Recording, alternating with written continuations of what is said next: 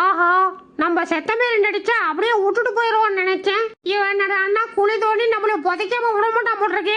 ஆச்சியை உள்ள வச்சுட்டா எஸ்கேப். தப்பிச்சு எப்படியாவது ஓடிவிடு. டேய் டேய் இந்தாடா.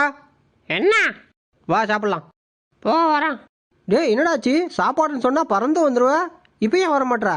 ஆமா, நான் அப்படி வர்றதுனால எல்லாரும் என்னைய சோத்து சட்டின்னு கிண்டல் பண்றாங்க. நீ போய் சாப்பிடு, எனக்கு ஒண்ணும் வேணாம்.